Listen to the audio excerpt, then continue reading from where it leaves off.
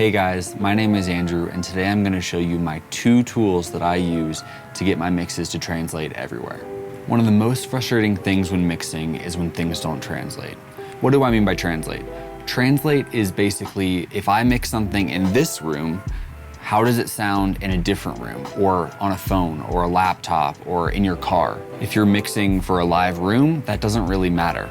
When you start getting into broadcast mixing or mixing for an album or a song to be released to the general public, then it starts becoming the most important thing.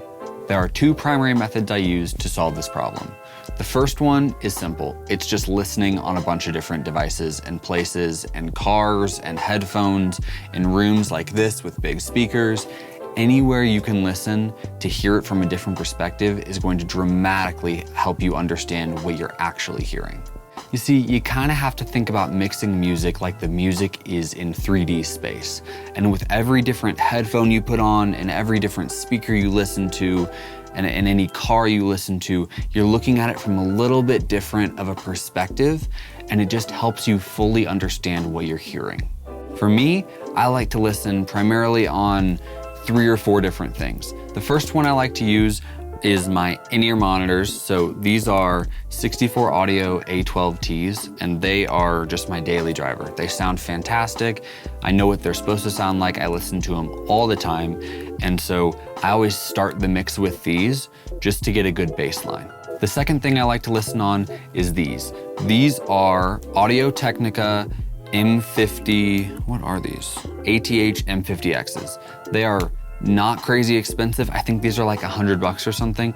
They sound great. They sound just basically very good normal is how I would describe them. They're not special, they're not overly expensive, but they are just standard. So next, if I'm happy with how it sounds on both of those 2 headphones, I like to bring it into this room and listen on these speakers. These are Focal Shape 65s.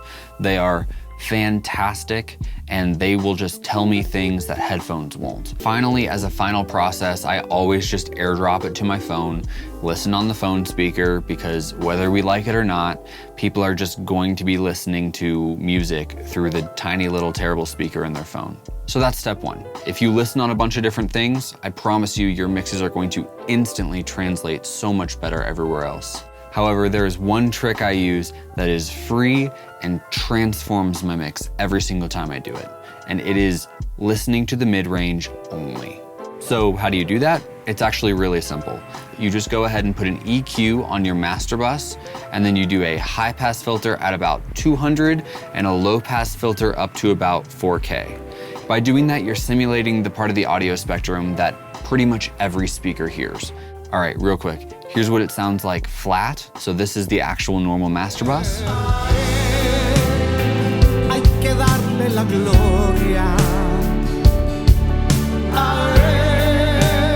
And then here's what it sounds like when we put that mid-range only EQ on it.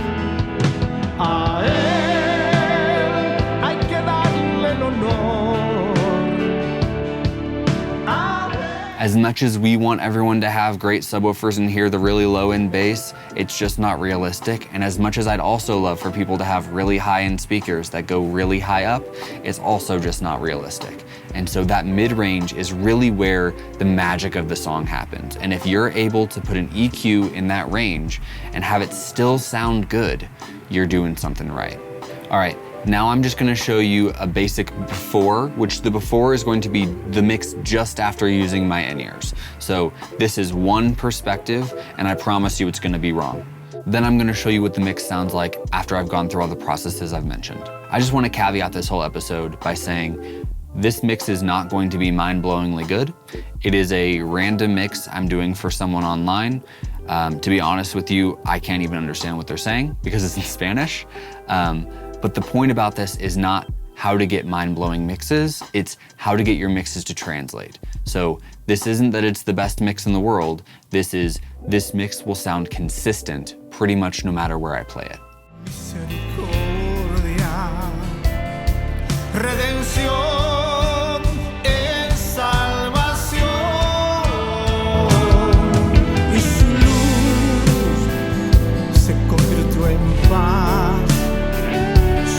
En perdón con su poder.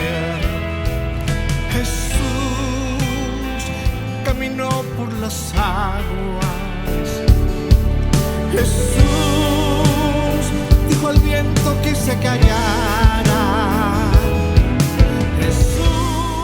All right, guys, thanks for watching. Please remember to like, comment, and subscribe to see more videos like this. And if you'd like me to mix a song for you, go ahead down into the description, and I've got a link to my website where you can reach out to me. Thanks. See ya.